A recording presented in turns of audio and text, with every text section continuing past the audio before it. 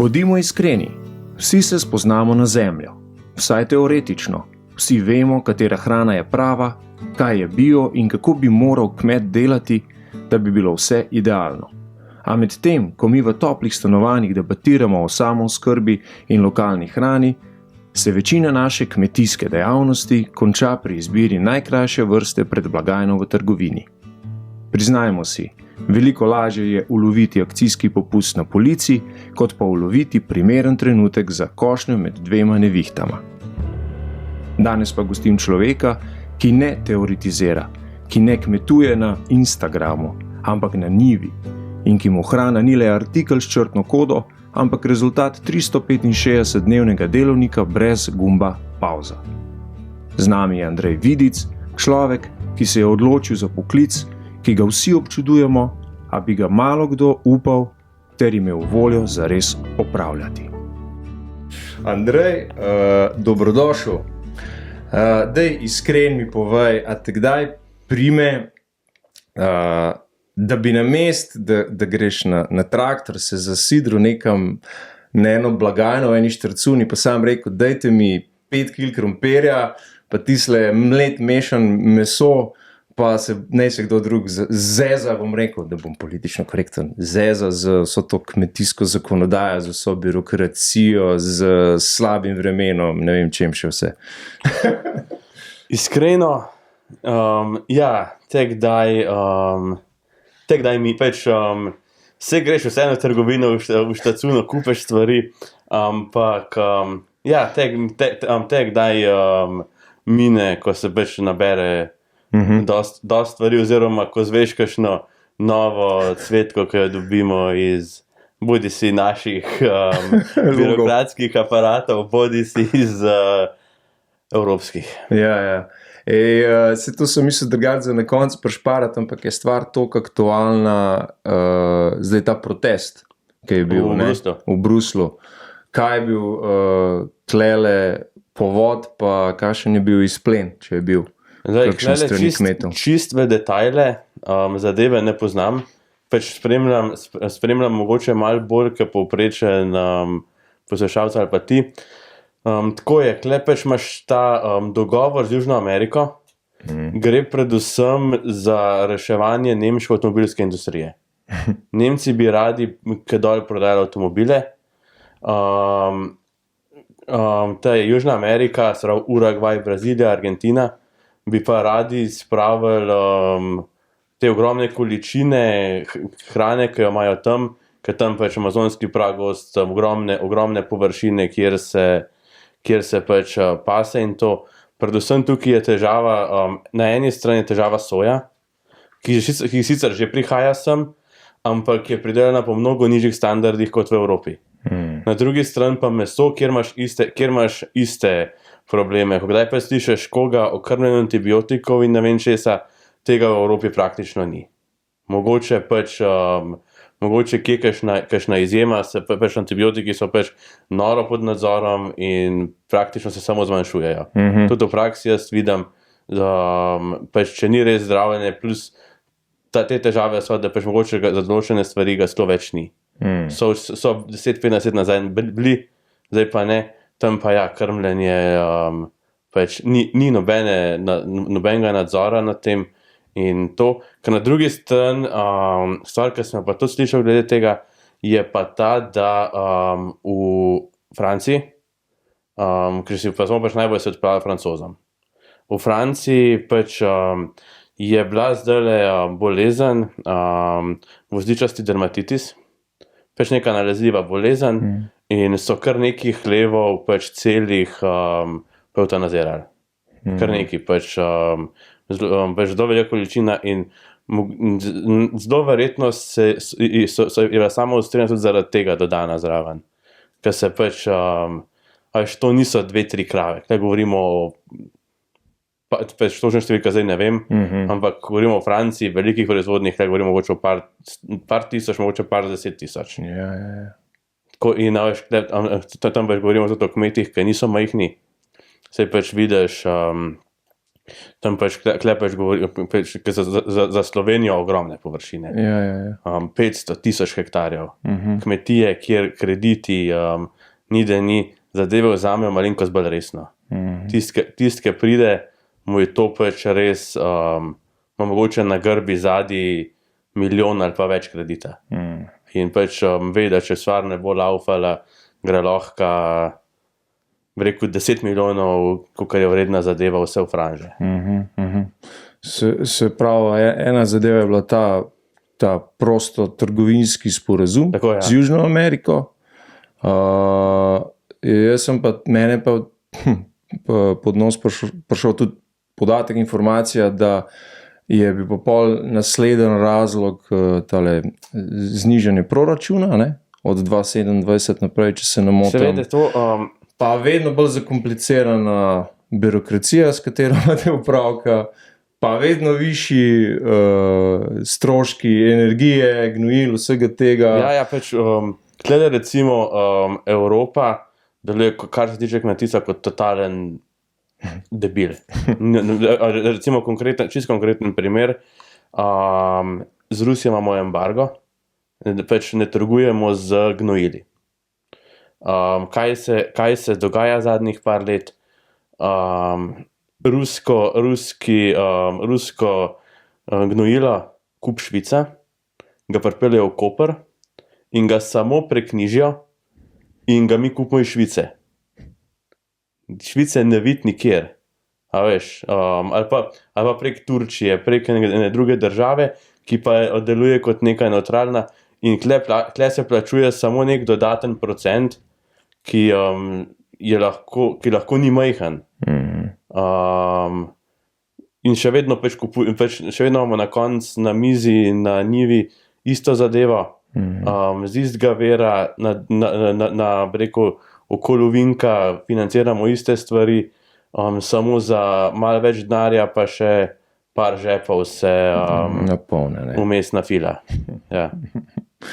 Ok, vse klela verjetno še prišla, ampak daj ti meni povej, ker ta pojem, ne, kmetovanja pa samooskrbe, tako kot sem že v samem uvodu povedal, je dostikrat tako, ko se že reče, romantizirano, ne.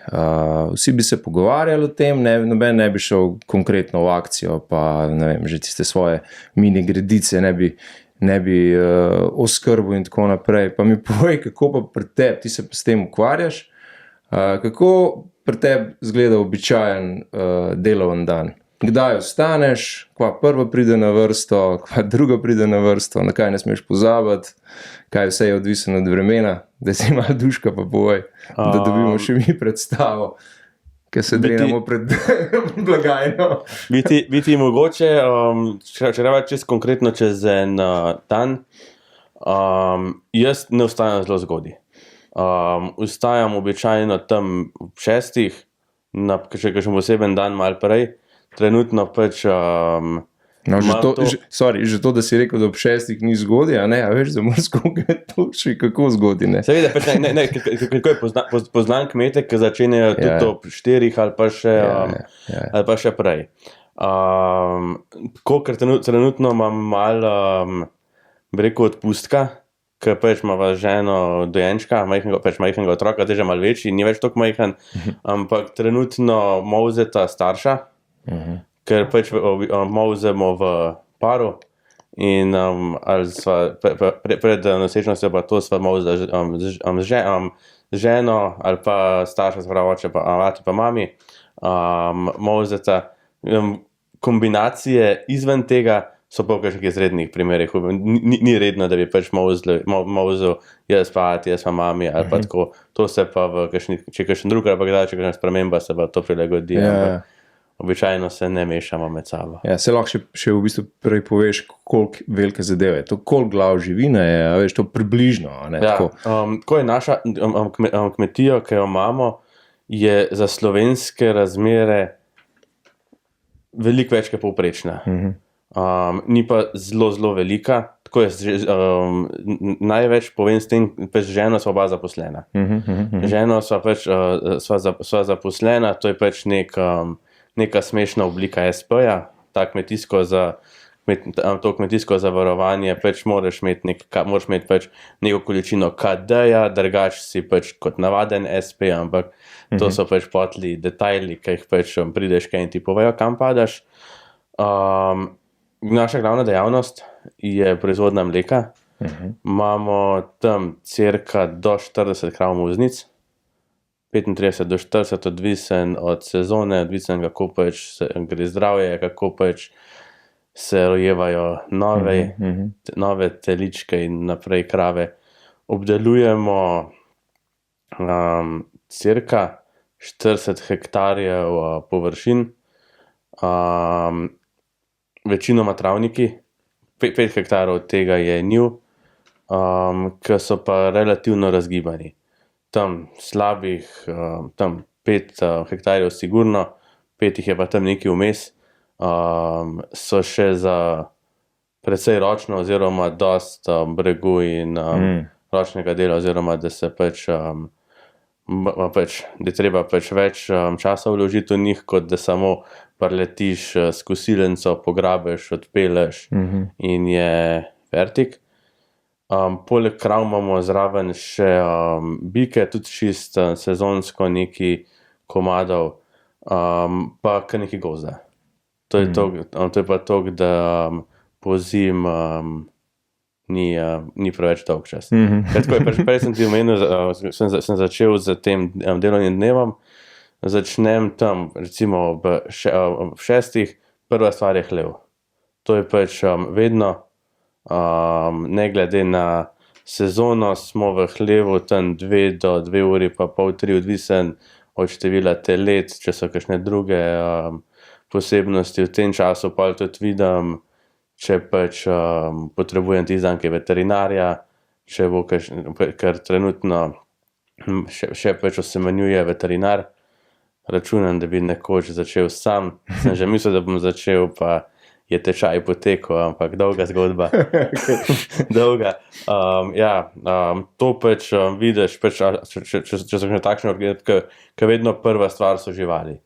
Da pač se to porihta, pa pač vidiš, kakšna je situacija, pa se pa naprej odločiš. Potli pride pa načeloma zajtrk po štali, pa sezonske stvari. Če je košna, je stvar bolj načeloma malo za hec, malo za res.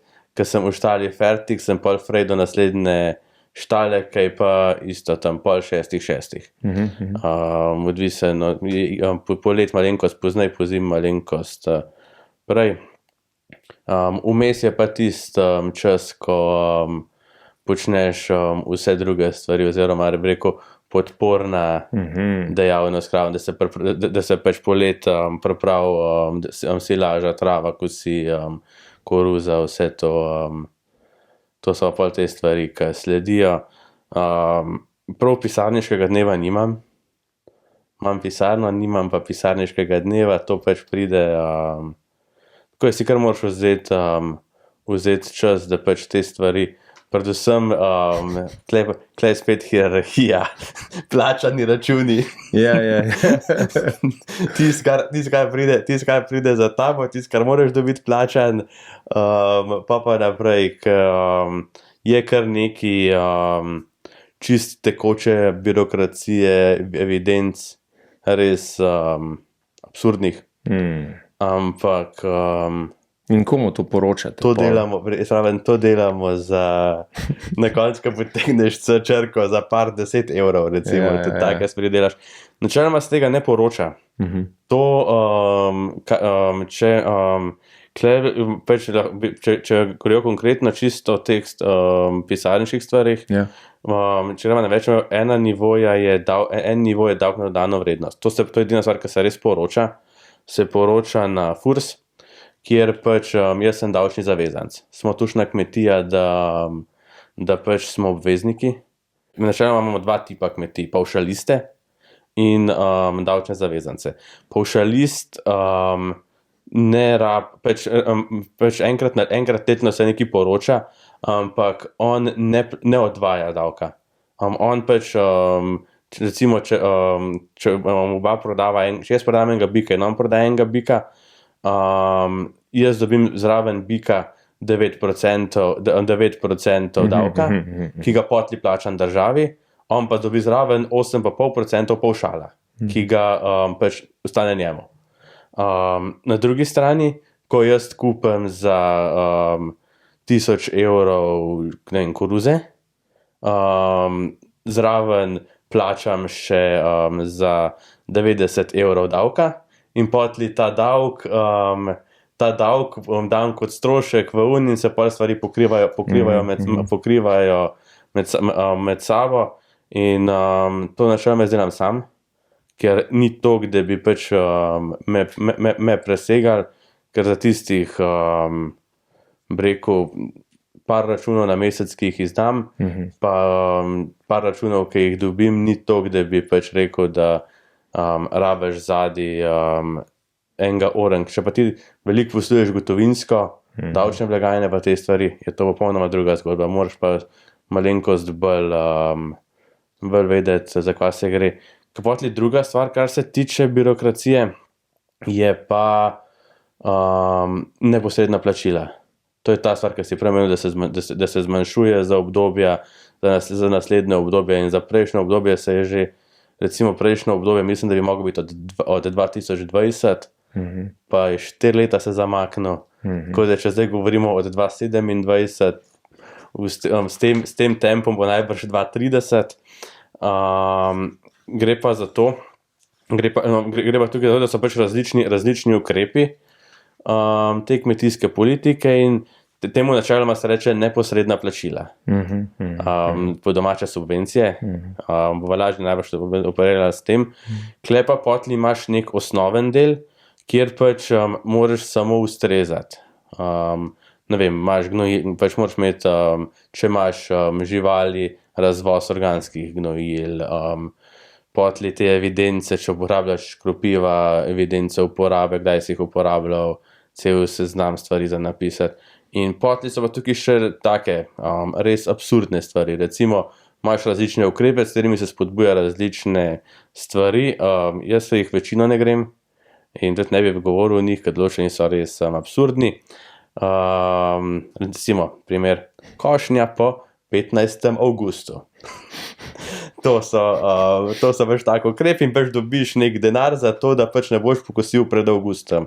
To pomeni, da pač ne bi se noter lahko prosto razvijala majhne živalce, pa to, ampak bodimo realni. Živalce grejo kakaj prostor, ne v tisto goščo. Ja, in recimo eden od takih podobnih stvari, ki jih imam, sem v ukrepu tradicionalne rabe travinja, kjer pač te bregove, ki sem jih prej omenil, v tem ukrepu ti ne smeš kositi več kot, ne vem, 2-krat ali pa 3-krat, odvisen od površine, pa ne smeš uporabljati umetnih gnojil, ker jaz jih tam itak ne. In tam moraš pisati datum košnje, datum spravila, kdaj si, in pač moraš te evidence voditi in pač moraš jih samo imeti. Ker potli ločena stvar, kar se tiče evidencije, pa tukaj veterinar za živali, kjer pač imaš knjigo, kjer se vsi tej obiski, kjer se je pač potekalo zdravljenje, same osemenitve ne, zdravljenja pa, se pravi antibiotiki, druga zdravila, se beležijo noter in karence, če pride pač inšpektor za to. Tretja zadeva so pa še osebni dokumenti od živali. Vsaka žival, ki jo imam, govedo, mora dobiti po 7 dneh od rojstva svoj potni list. Tako da imam več papirjev za živali kot zase. To imaš fasciklo, kot en računovodski servis. Ja, je kar omarca. Mogoče je zdaj tako en trenutek, ki bi lahko se posvetila recimo vprašanju v stilu, kjer mit o kmetijstvu te najbolj zmota, ali pa bi ga recimo zdajle želel razbiti, klele, ko se pogovarjava. Kakšne so te napačne predstave? Pogoste v kmetijstvu. Težko rečemo, tako da bi rekel, da bi imel v glavi kakšno, da bi si jo zamislil kakšna zmota, ki jo imajo ljudje v glavah, bi jo težko rekel. Oziroma, a veš, jaz sem iz kmetijstva Ja. in težko si pač mislim, kaj si ljudje mislijo, ampak vprašanje, če si to mislijo. To mi je ta ena taka stvar, pač taka stvar, ki bi mogoče omenil, je to, da je to full business. Pač je to full business. Na to pač, a veš, ko pogledaš, vse tudi jaz si kdaj mislim, pač ko se peleš, ne vem, gor po Gorenjski, mimo njih ogromnih njiv z ogromnimi traktorji, tudi misliš, to pa je biznis. To pa... le koliko je ta traktor. A veš, ampak na konc dejansko težava, ki je tukaj, je to, da je pač biznis, kjer zelo malo stane.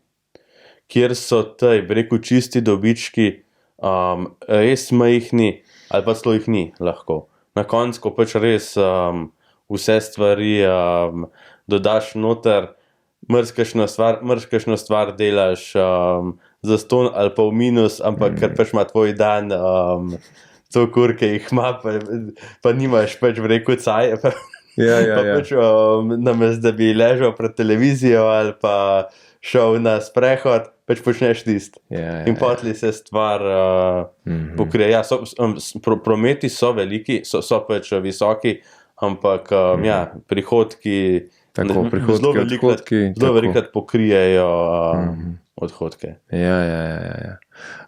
Kaj zate pomeni trajnostno kmetijstvo? Kaj to pomeni v praksi? Jaz sem tukaj zelo neskeptičen. Mogoče me preveč drugačen od tega, kar nam hočejo prodati na televiziji ali pa kjerkoli. Ker tako je, če pogledamo kmetijstvo v Sloveniji, pač je noro trajnostno. Če se primerjamo, prej smo omenjali Francijo, Brazilijo, tule smo mi noro trajnostni, da ne govorimo o Kitajski. Niti ne vemo. Niti ne vemo, kaj točno se dogaja. Pač so zgodbe o 24-nadstropnih štalah za prašiče.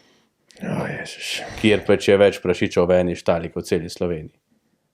Take, zgodbe. V glavnem, pač zame trajnostno pomeni to, da bi se dal na ta način, ki delam zdaj, delati še nadaljnjih 100 let.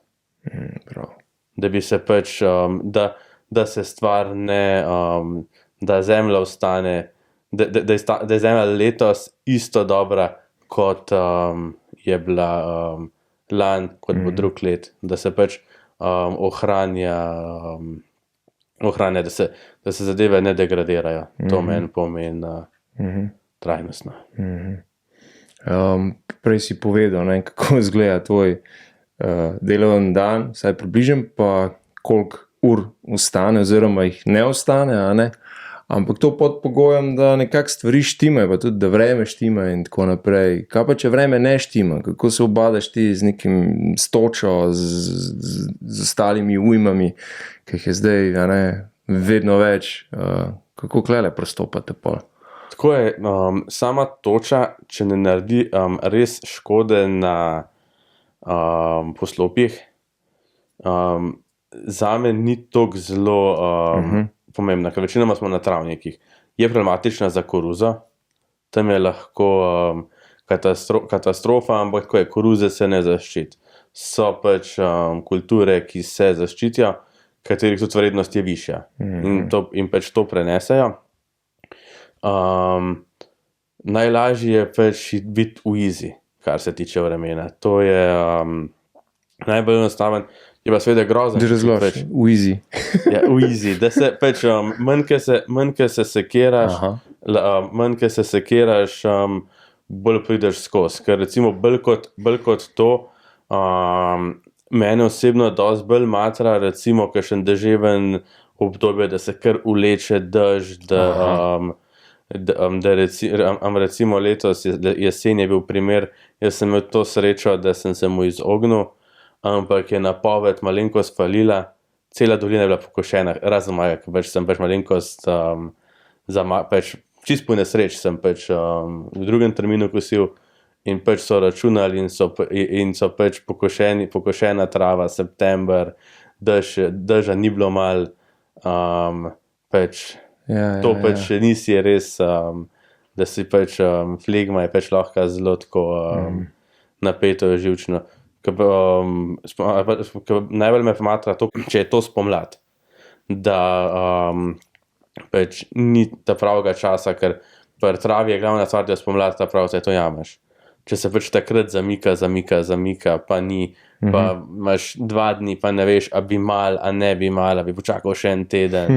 Tako je pač, je napet, ker pač se zavedaš, da pač od tega je odvisen, kaj boš ti potli čez zimo krmo in koliko bo to, ker če ti dobiš kvalitetno krmo, ne rabiš dodajati toliko stvari.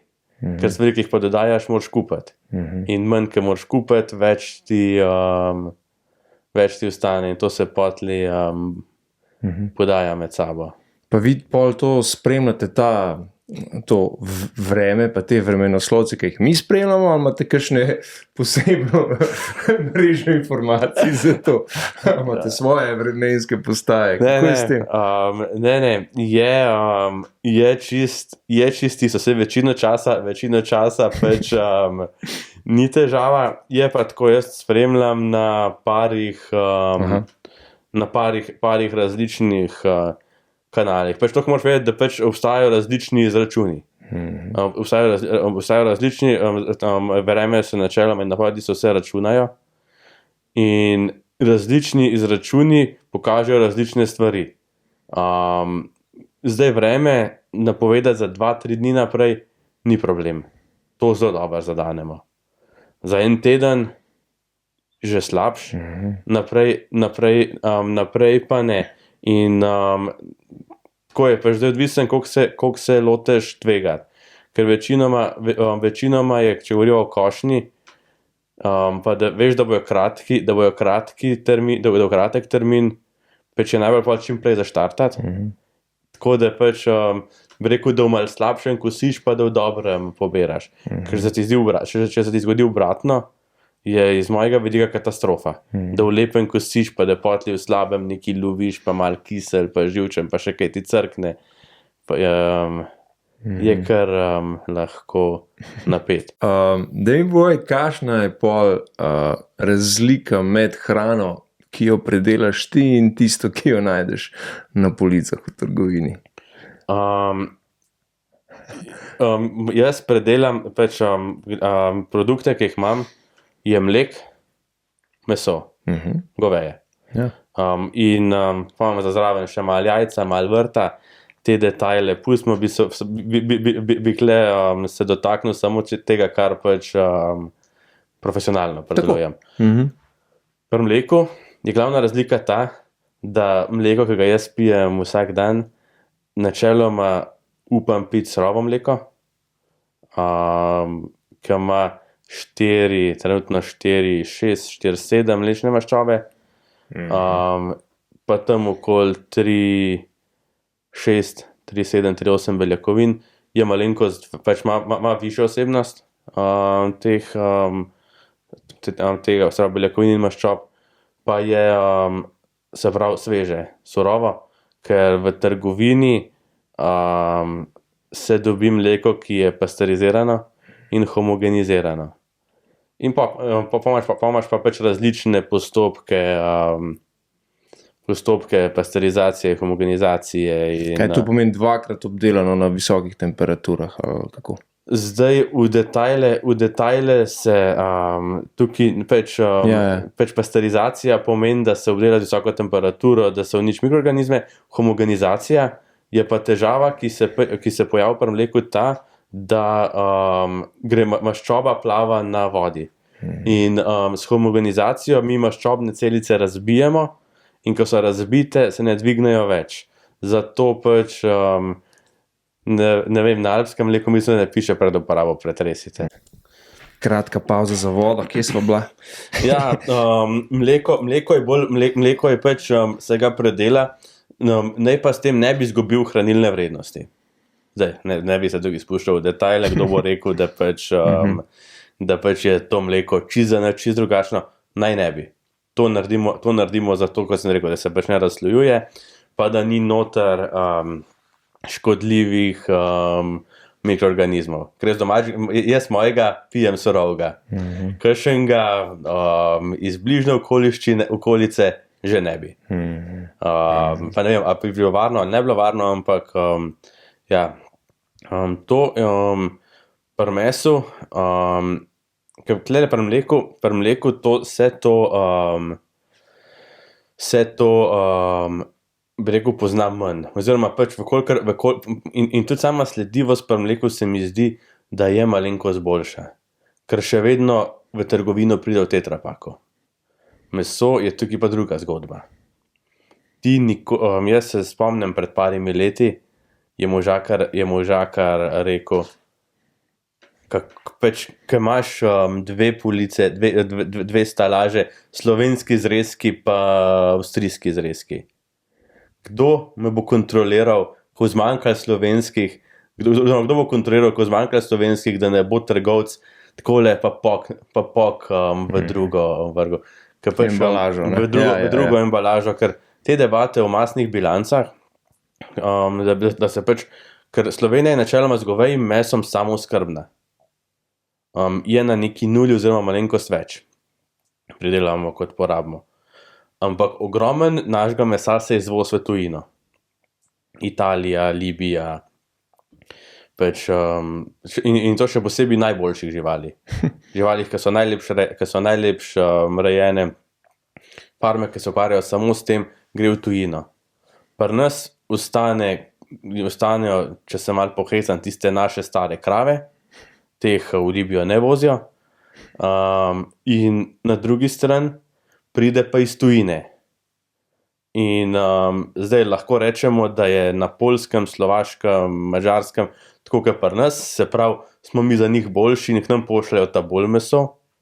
Druga varianta, ki je pa dosti bolj verjetna, je pa, in tudi vse imamo zgodbe, kdaj pridejo kakšne blagovne rezerve iz kje, ker za Slovenijo šlepar 2 govejega mesa lahko popolnoma spremenita trg.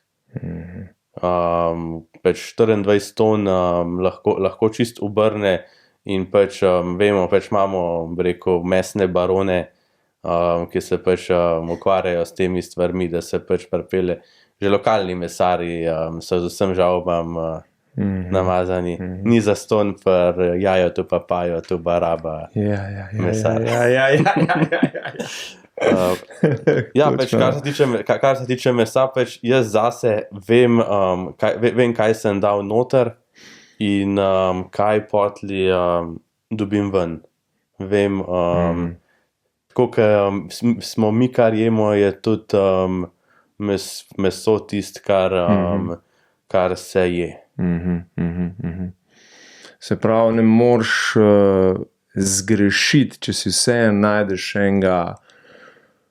enega dobavitla, recimo kot si ti, ali pa nekega kmeta, si takoj v nekem pole positionu, kot pa da greš pa ta prvo pakungo iz hladilnika prevlečeš. Ja. Seveda, pa Slovenija tudi je relativno, je kmetijstvo trenutno še relativno razpršeno in pač vsak ima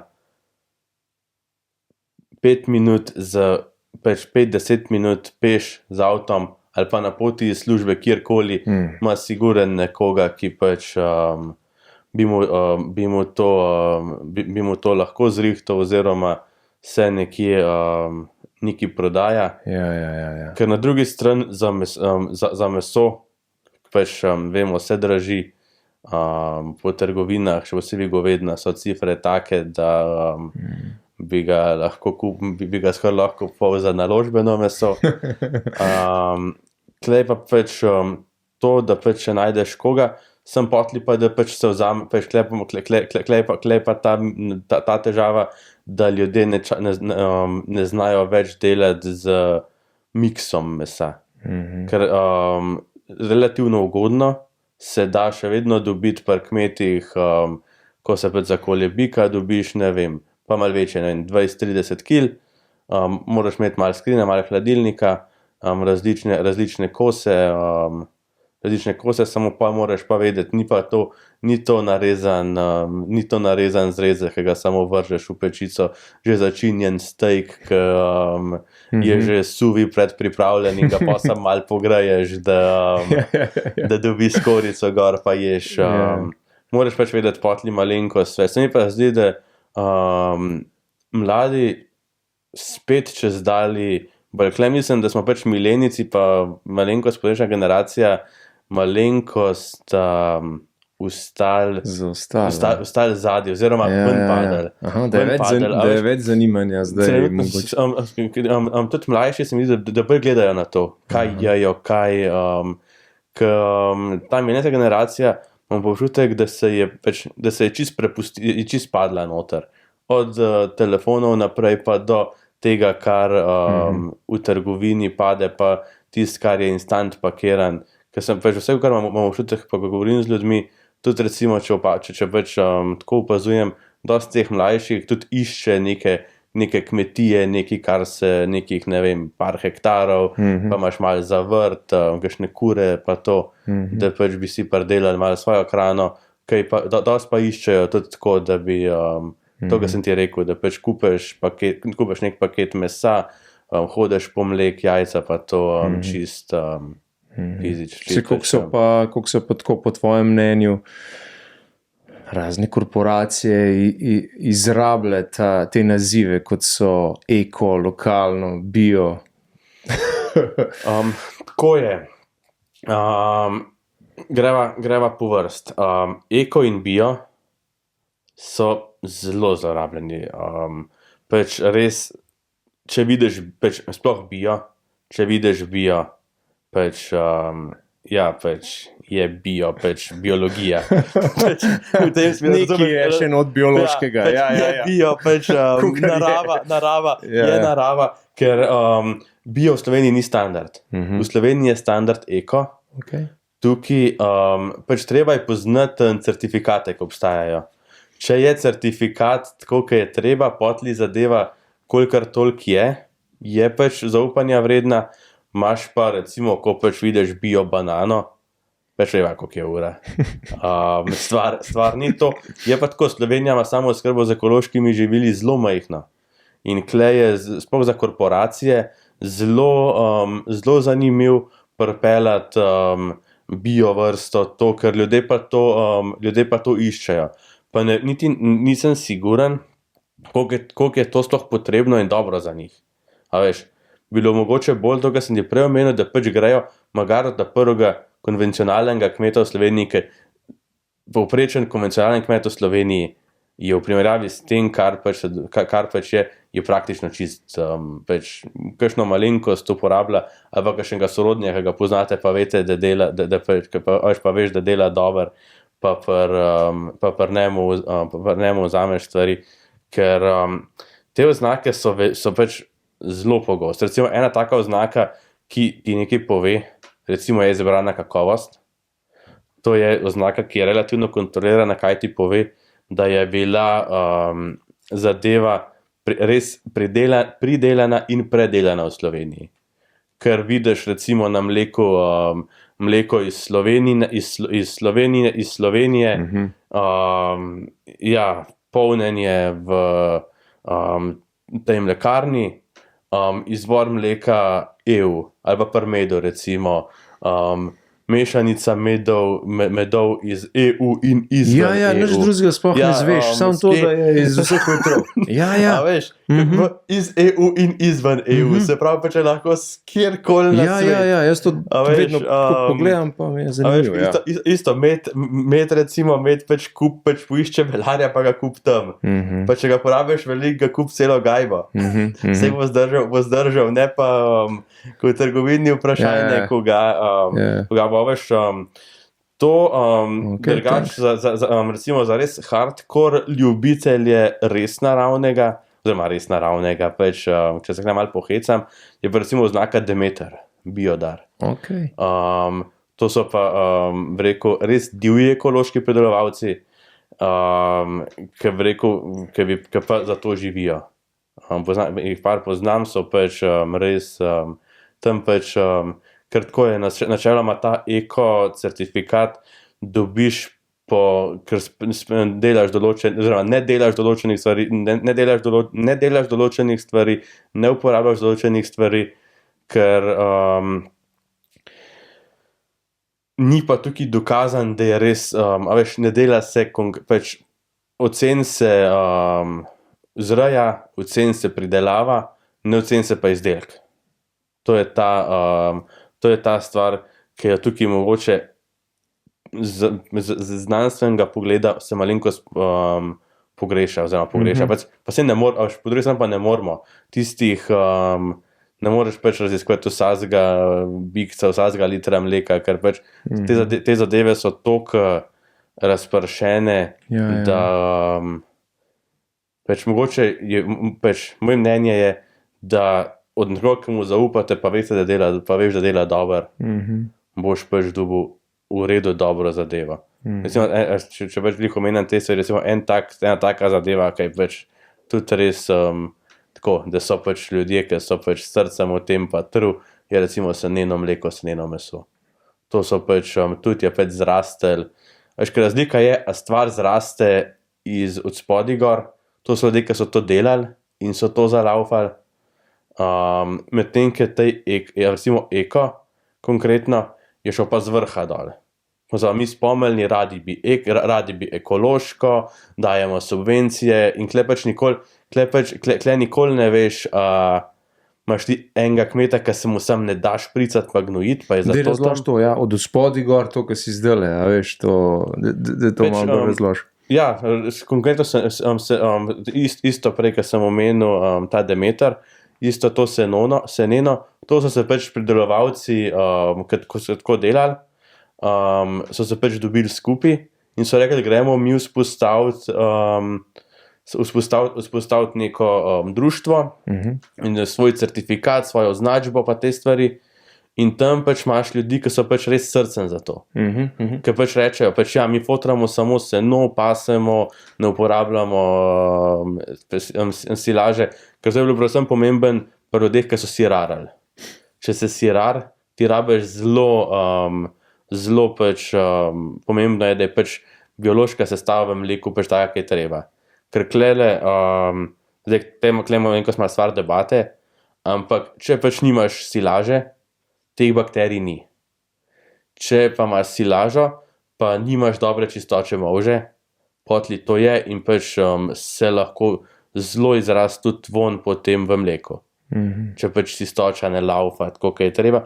S primerno čistočo je pa to mogoče manj zaznan od borbončice do borbončice. Oni so pač to začeli, da so pa začeli to seneno, tudi iz tujine, Avstrije, Švice, so pač dobili informacije, pač se sem pa kaj informacije grejo in oni so pač to postavili in začeli pač svojo organizacijo, svoje preverjanje, svoje stvari. Ker ekološko je pa iz vrha, se je pa nekdo na ministrstvu ali kje je spomnil, to bi mi radi imeli in če bo ekološko, če se ne podmaže, če se ne šprica, če se ne gnoji z umetnimi gnojili, pa te zahteve so, bomo dodali mi, ne vem, po hektarju 200-300 evrov.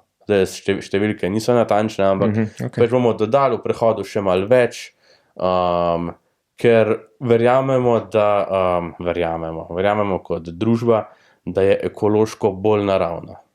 Zdaj, a je pač bolj, zdaj smo prišli do tega, da pač se pogovarjamo o tem, da je to bolj okoljsko nevtralno, ampak tle pač so bile že debate 10 let nazaj, ko sem pač bil na faksu, koliko je res bolj ekološko nevtralno, koliko je pač, ko so bile pač te debate, a veš, če krava da več mleka, a je bolj imeti eno kravo, ki da 30 litrov mleka ali dve krave, ki dajo 15 litrov mleka in poveš, kam gre ta matematika. Če imam eno kravo, samo ena krava diha, če tam dve krave dihajo, dve krave prdijo, dve krave spuščajo in tle je zelo debata in bi rekel, da je, kar se tega tiče, prava pot nekje vmes.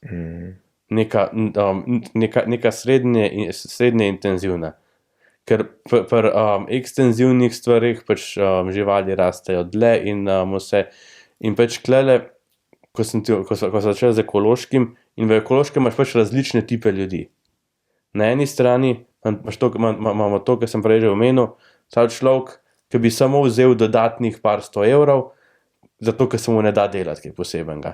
In pač vse vidimo kmetije, ki ni vse skupaj nič, to je ena varianta. Pol druga varianta so pa ljudje, ki to vidijo kot tržno nišo in to prodajajo. In to prodajajo in tudi imajo lastne proizvode. In tukaj pol večinoma te stvari ne pridejo če niso res veliki, ne pridejo v trgovine, ker jih lokalen trg razgrab. Tistih par 10 kil ali pa par 100 kil mesa, če pač imajo nekaj kvalitetnega angusa ali pa neki, a veš, se razleti. Ker na drugi strani imaš pa večje korporacije, kjer se gre pa biznis. A veš, kjer pa nekaj malega je pa tudi kaj drugega zraven. In tle, ker pač stvari, pač vse mogoče poznaš kakšno zgodbo o tem, kako pač je bil sir čist drugačen, ki ga je kupil na kmetiji, ki ga je pa odizgal v trgovini, ko je bil pa čist nekaj drugega. Je bil v vinski kleti, je bil šampanc neverjeten, ki je pa kupil isto buteljko v trgovini, je bilo pa nekaj čist drugega. A veš, tako to je tako zelo... To je dobro povedal, ja. Pa če se vrnemo malo nazaj, se pravi, te subvencije lahko res veljajo kot neka pomoč, tistim zagretim pomoč, lahko je kot neka odvisnost, da si na gladini, lahko je pa konc potuhe. Mislim, imaš tri kategorije. Ja, tle mogoče se mi zdi pomembno, ker si glih to nakazal, da povem resnemu kmetu, recimo to, kar počnem jaz in podobno, subvencije predstavljajo zelo majhen delež. Recimo, konkretno pri meni, celotne subvencije predstavljajo okoli 5% prihodkov. In ja, to je pač lahko glih tistih 5%, če rečeva, ki mi ostanejo, ampak na drugi strani imaš kmetije, kjer je to mogoče edini prihodek na kmetiji. A veš, ki nimajo praktično nobene ali pa 50% dobi, ne vem, 5000 subvencij pa 2 bika proda. Ker same subvencije delujejo, se pravi, obratno, pač večji kot si, manj dobiš stimulat, pač bolj se podpira manjše, če imaš ogromne površine, so tudi ogromne cifre, ampak konkretno, če si pač nek manjši, se pač nekaj doda zraven. Mislim, malenkost, pač je neka regresija, kjer se pač res največjim, jaz nisem tam, največjim se pač nek odstotek pobere in pa se ta odstotek razdeli vsem do, mislim, da je 8 hektarov pa pol, neka taka površina in se pač to doda. Ampak ja, pač kar nekaj je takih, ki se na tem samo pasijo, na drugi strani pa pride tudi do te težave, da se to potli zelo špekulativno izkorišča pri najemu oziroma pač veš ljudje, ki praktično so nehali ali pa nikoli niso, so pač to uveljavljajo, preverja tega res noben, pač ja, je res sranje, če te dobijo, ampak v Sloveniji imamo tam okoli 60,000 kmetij in vseh ne bojo nikoli pregledali, ker pač bodva iskrena, za onega modela, ki pobere 500 evrov, je res škoda inšpektorja, da ga gre loviti. Pa kakšen imaš pol ti občutek tako, v tem tekmovalnem svetu, a je tudi na področju kmetijstva, kmetje med sabo, a si pomagajo, ali tekmujejo, kakšna je dinamika. Mogoče bi Kledo dal še eno besedo. Eno tako zelo slovensko besedo. Če veš, kje mislim. vem, Na F je. Bi dodal še to. Tako je, pomoč je, med kmeti je pomoč, na eni strani pač je tekmovalnost, ampak recimo zelo všeč mi je tekmovalnost recimo med mlečnimi proizvajalci. Recimo, ampak to je taka neka tiha, ko pač se pač, še posebej te, ko so mlečno boljši, ko imajo krave boljše zrejene, malenkost tekmujejo v smislu med sabo, kdo bo imel krave, ki bojo več namolzle na kravo, ne kdo bo pač imel več mleka kot celota, tudi to je malo tekmovanja oziroma se gre, ampak ta stvar je dobra, ker pač spodbuja razvoj. A veš, pa vidiš, on ima več, kako pa imaš debato, kaj delaš, kaj krmeš, kakšno imaš tehnologijo, spodbuja napredek.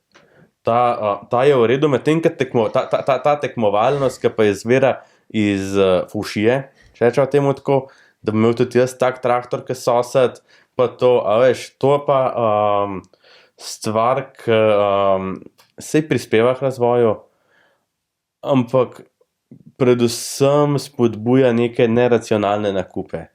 Ker če tukaj bi mogoče omenil, zadnje čase, ko s komkoli govorim, se velikokrat pošalim, da je v Sloveniji hobi, kjer je največ denarja v njem kmetijstva. Ker, a veš, tle pač morava vedeti, da prej sem omenil 60 000 številko, dejansko tako zaposlenih je tam okoli, mislim, da je cifra trenutno 2000, 3000, nekaj časa nazaj je bilo 4, ampak je padla, a veš, zelo malo, če pogledava tako, da so pač ljudje res zaposleni. Kar pomeni, da dejansko kmetijstvo predstavlja nek hobi za po šihtu, za sobote, nedele, za v času dopusta in tudi potli se v kmetijstvo ogromno vlaga. Ker pač ljudje nimajo časa iti na dopust, nimajo časa iti v gostilno zapraviti. A veš, denar ostane in to gre v kmetijstvo in bi rekel, kmetijstvo je pa skoraj edina panoga, bi rekel. A veš, si kdaj slišal kakšnega, ki hodi na šiht popoldne, pa kakšen zrihta, kakšen vodovod, pa reče, kam pa dosti zaslužil na šihtu, bom pa vodovodar napolnil. A veš, tega ni. Tega ni, a veš, pri kmetijstvu pa kar nekaj ljudi poznam, ki hodijo v službo, pa upajo, da bojo nekoč dosti nabrali, da bi pa mogoče ne bi bili. Ali pa enostavno, ne vem, en je zaposlen, ostali pa samo delajo, ne vem, ata je še zaposlen, 2-3 otroci, ki je sezona, pridejo traktorji, gas, a veš, in klele, če pogledamo čist tudi potli naprej finančno, so kmetije zelo različne. Zelo različne, a veš, kjer se pač ogromno vloži, kjer je ogromno nekega dela, kjer pač pride nek stric, ki ima veselje traktor voziti vsakič, ki je treba, pa nekje, kjer pač, ne vem, en možakar vse sam porihta, pa je tako. A je še kaj takšnega, ki bi se želel, da bi ljudje zvedeli ali pa vedeli več o življenju kmeta? Tako, jaz verjamem, da so marsikatere predstave napačne, pa kar sva jih že kar nekaj omenila. Je še kaj tako, ki ti zdajle pride na pamet? Tako na hiter niti ne. Ali pa ti bom drugače vprašal, kakšne so pa mogoče tiste res konkretne poti ali pa načini, da bi mi čim bolj polno podprli slovenskega kmeta? Pač definitivno, sem tle pač prideva do dvoreznega sej, meča. Jaz dajva se spodbujam, obeh plati jaz dotakniti. spodbujam, tukaj pač najbolj se ga pač podpre tako, da se kupuje slovensko hrano. Tukaj, ali da se kupuje, se pravi, direkt pri kmetih, ali pa da se po trgovini malo pogledaš, ker pač je le bolj enostaven iti v neko trgovino, kjer kupiš fasengo za cel teden, kot cel teden hoditi od kmetije do kmetije, da nabereš čebulo, česen, piščanca, 2 kosa svinjine, eno klobaso, pečenico, kosti za župo. Je še bolj enostaven in da pač probaš tam biti toliko pozoren pa kupiti, ker iskreno cena velikrat ni toliko različna, da bi pač bila faktor. Je pa kakorkoli obrnemo, tukaj ta absurd, da je, tudi če v trgovini kupuješ slovensko, razlika med odkupno ceno in ceno v trgovini, tolikšna, recimo absurden primer, pri kili kruha več zasluži država kot kmet, ki je pšenico pridelal. A veš, če je kruh 3 evre, država je dobila 30 centov, kmet na odkupni ceni pa 25, recimo, če je dobra cena. Ja, vidiš, teh recimo razmerij marsikdo nima v glavi ali pa mu niso bili nikoli objasnjeni. Ne, sej 20 let nazaj, pa malo več, teh razmerij ni bilo tolikšnih. Ja, Ker pa tlej mislim, da je tudi ta težava, da rabimo imeti 50 vrst kruha in enostavno bodva iskrena, trgovina mora imeti pokritih tudi unih četrt štalaže, ki pač ni šla v promet. Ja. Ta najbolj eksotična stalaža kruha. Ja. Uno mora imeti pokrito in to je pač kar ogromno, in če pogledamo, je to kar ogromna težava. Ker pri mesu podoben, pač vsak bi kupil samo tabule kose. Enostavno trg povpraševanje, tabuli kosi zrastejo v nebo. A veš, če poznaš ameriško zgodbo te različni kosi mesa, ki so bili v enih obdobjih, rekel, zastonj, rep recimo, ličence so pač reveži ubirali, ker so pač niso imeli drugega. Trenutno so telečje ličence največja specialiteta, za katero boš pač praktično skoraj ledvico dal v restauracijah. Tako pač, a veš, vse stvari zelo obračajo. Ja. Kaj bi pa svetoval mladim, ki se odločajo za pot kmetovalca, recimo? Zdaj, zelo odvisen. Če so taki, da bi šli pač v to profesionalno, če so pač na neki, pač rekel, potomci na neki kmetiji, in svetoval, da so pač čim več zraven in probajo čim več stvari delati, početi, biti tam zraven. Zdaj, težko je svetovati, kako dedovati. To deduje vsak sam, pa kako se razumeti z starši, pa kako se z ljudmi, ki pride pač z partnerji, pa starši, pa to so pač individualne zgodbe. Vsakmu bi svetoval, tudi če se vrnemo pa nekomu, ki bi pač to imel, bi nekaj kupil, bi pa tukaj trenutno svetoval to, da se gre se najbrž ima tak, ki to hoče, ima tudi to že v mislih, da bi čim več predelal zase. Da bi kar ti ješ, tisto si probaš zrihtati. Ampak prej sem že omenil par birokratskih zapletov, oziroma to, da pač lahko imaš kravco, moraš imeti svojo številko posestva, ona mora imeti svojo številko, Tako da kle si mogoče, če hočeš biti trenutno res, res hardcore zase, nič okolice, si omejen na perutnino in zajce. Zdaj ne vem, kako je z noji, ker so malenkost večji, ampak ja, vse ostalo je pa treba imeti poštevilčen, počipiran. In kle pač druga stvar, ki je pač, da se gre malo, je kar nekaj ljudi, ki se še ukvarjajo s tem, oziroma so potomci ljudi, ki se ukvarjajo. Tako je, kot sem rekel, kmetijstvo mislim, da je eden največjih hobijev v Sloveniji. Sigurno imajo prijatelje, če niso glih iz centra Ljubljane, ki malo pomaga zraven, pa se pa pač greš, malo vprašaš, malo, kaj je tako, če imaš enkrat živali, to je stvar, ki mislim, da je marsikdo, tudi par sem jih videl, takih primerov, ki pač niso s tem živeli. Ker pač moraš biti vsak dan tam. Moraš biti vsak dan tam in potlej je težava, da tudi ne moreš stvari čisto vsakmu dati v roke.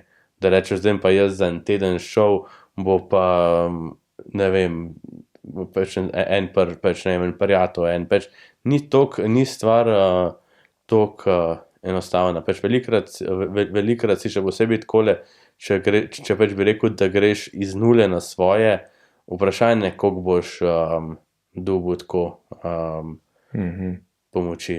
Treba se zavedati, da ni une tipke za pauzo, ne? Ja, pač, pa prijaš čez teden, dva nazaj. Je pa ta prednost pri tem, če tako začneš iz manjšega, da začneš počas. Jaz recimo nikoli nisem začel počas. Jaz pač sem padel, če pogledava, na kmetijo z 20-25 kravami in zdaj pač je to kmetija z 40 kravami. A veš, to iz nule štartati je mnogo bolj zakompliciran. Predvsej so določena sredstva, določene možnosti za neke ugodne kredite, pa to, ampak tle je zelo za razmisliti. Tle je zelo, ko pač govorimo o kreditiranju, isto, ko govorimo o raznih pač, ker večinoma tle pride do te težave, a veš, če se vrneva spet čisto na začetek. Evropa da razpis, ne vem, za to pa to. In tle pač zelo hitro vidiš, ja, najmanjša vrednost je 5000 evrov, tle, ko se pač vprašaš, kakšne, ko se spozna na to, zelo hitro zveš, pod 100 evrov nimava kaj govoriti. A veš, zdaj pa koliko ljudi ima v žepu 100 evrov. A veš, tle je ta težava in potli pride do tega, da tle pa ne narediš za 100 evrov, narediš za 200, 300 evrov in pa vzameš tle zraven kredit. Pa se pa zafrknejo stvari. Pa, ne vem, pade cena mleka. Recimo, trenutno smo v obdobju, ko cena pada. Cena pada in trenutno se samo ve, dokdaj bo padala. Je pa tako, da veš, in potli, če imaš ti zelo na nulo skalkulirane stvari, ali pa če celo nimaš ne tehnologija, ne nič osvojenega, kar se tega tiče, da bi samo vzel kredit pa kupil, ker tudi same živali niso poceni. Kupil živali, potli pa zbolijo. Veš, to je živa štala oziroma pač moraš imeti. Je pa kmetijstvo fajn za zraven. Tako, kot nek, ne vem, slovenščini izraz za ta side hustle. Ker veš, vodovodar dela na črno, doktor mora imeti popoldanski SP. Če imaš kmetijo, samo delaš in tle pač zato pa neka manjša kmetija, to, kar sem ti prej omenil, tisti, da pa ne rabiš iti na dopust pa te stvari, je pa zelo zanimivo, se pravi, da imaš službo, malo zraven zase, je pa zdaj to, pač moraš vedeti, čemu se boš poslej odrekel. A če bi bil minister za kmetijstvo za en dan ali pa za daljše obdobje, kakorkoli, bi bili to nasveti, ki bi jih dal? Bi se sploh šel ta špas v narekovajih? Če bi dobil ponujen, pač, ne, najbrž pač, tega špasa se zelo verjetno ne bi šel. A veš, ker kaj pomislim, kaj biš nekaj najprej... Lahko klopa domišljijo. Veš kaj najprej vklopam? Ljudje me poznajo. Jaz prav vidim naslove, kaj vse sem počel, Ja, in kdo je zdaj minister, a veš? Iz gostilne na ministra. In ne vem, kakšne neumnosti zdaj sem še imel. Ne, drugače pa, če bi bil, veš, kaj je stvar, ki bi se jo lotil. Sam pač to je najbrž tudi medresorska pa vse to zadeva. Zelo velika težava, so dve težave tukaj. Ena težava je, bi rekel, zelo enostavno rešljiva. Kakor pogledava, je težava recimo z divjadjo. To je stvar, ki bi jo, se mi zdi, da si jo že parel, ampak vprašanje še dost. Količine in tudi vrstnost se veča. Konkretno na mojem področju divji prašič se je pač noro povečala številka. Škode po njemu so ogromne in pač, veš, to se pač sicer neki plačuje, ampak res bizarne cifre. Druga stvar recimo je jelen. V področju Slovenije, kjer je res ful prisoten, se pač že ve, da jelen je žival, ki poje pač količino, ki ni zanemarljiva. Konkretno recimo je bil pač pred kratkim primer, kjer je pač možakar ogradil iz 80 bal na neki površini, ne 100 bal, je prišel na 180. A veš, pač se delajo kar velike škode. Škode in pač klele je na žalost medved sešer, recimo. Kle pač ni toliko kmetijsko vezano, ampak je pa vezano iz vidika tega, da pač ljudje pač, ja, tam je področje medveda, kjer pač ne bomo šli. A veš, in pač enostavno pač ne grejo mladike, in tle pač je nažalost edina rešitev zmanjšanje populacije. Ker, a veš, populacije so se pač skalirale za večkratnik. Ne govorimo tle o 20-30%, ampak za 2-krat, 3-krat, 5-krat. In tudi posledično se pač širi področje, to so teritorialne živali in pač ne moreš imeti ti kar na enem kupu, klele bomo imeli. Pač se razbijajo. Ker druga stvar, tega pa še nisva govorila, je pa birokracija, kar se tiče gradnje. Ker kmetijski objekti so imajo mnogo manjši povratek investicije kot neka industrija ali pa neka trgovina, nek Lidl, ki se je postavil. Ni takih prometov. Zdaj, če pač imaš nek objekt, kamor daš neko proizvodno, neke krave, neke bike, neko žago, to je stvar, ki bo vrtela denar. Druga težava so pa te pomožni objekti, a veš, za skladiščenje. In to je v Sloveniji noro zakompliciran. Od sprememb OPN-jev. Pač poznam ljudi, ki so obupali. Ki so pač mislili, če se vrneva k mladim, ki so začeli stvari delati pri 25, 30, pa so zdaj 50 in pač govorim z njimi in pač rečejo, če bi bil še enkrat, ne bi naredil. Ne bi šel v to. Je rekel, pač danes sem govoril z možakarjem, je rekel, 18 let sem rihtal papirje. Dal je za papirje malo manj kot 100 jurjev, pa ni nikjer nič. A veš, a veš, tiste krave, ki jih ima, nič bolj ne mozijo zaradi tega. Ja. A veš, ni, tle pač, kar se tega tiče, a veš, ker tehnologija gre pa naprej. Čas gre naprej in v tem času, ko v Sloveniji postaviš štalo ali pa neki, da ne govoriva o nekih pomožnih objektih. A veš, ker pač tej povratki nakopičenega imamo več nakopičenega, pač mehanizacijo moraš imeti, oziroma pač, a veš, ker vse se zgodi v rukarju, pač usluge potli, takrat, ko jo rabiš, težko dobiš in pač imaš stvari, ki morajo zdržati 20, 25, 30 let, traktorji so stari tudi 20, 30 in vsaj streho mu moraš dati, da toliko cajta preživi. Če pač imaš ti neko stvar 4-5 let, je lej, lahko imaš tam le na drži, pa se boš pa losal, pa se bo en drug zezal z njo. A veš, moraš imeti neko infrastrukturo in klele je zelo nerodno, ker smo pač, je stvar zelo pač praktično, je kmetijska gradnja finančno tam kot bajta. Tam kot hiša, tam kot industrija in je zelo neroden, kar je pa tistega olajšanga, je pa olajšano na nekih kmetijskih površinah. To je tudi v interesu kmeta, ni da bi pač na kmetijski površini naredil. Tle pa spet pride to pa zelo prav raznim kvazi, raznim nekim shady rančerjem, ki pa postavijo nek kozovc za prireditve. A veš, tisti je pa pač neke te enostavne objekte in tle pač, preden v Sloveniji narediš štalo, je na nekem Kitajski že amortizirana. Tam že novo in pač v trenutnem teku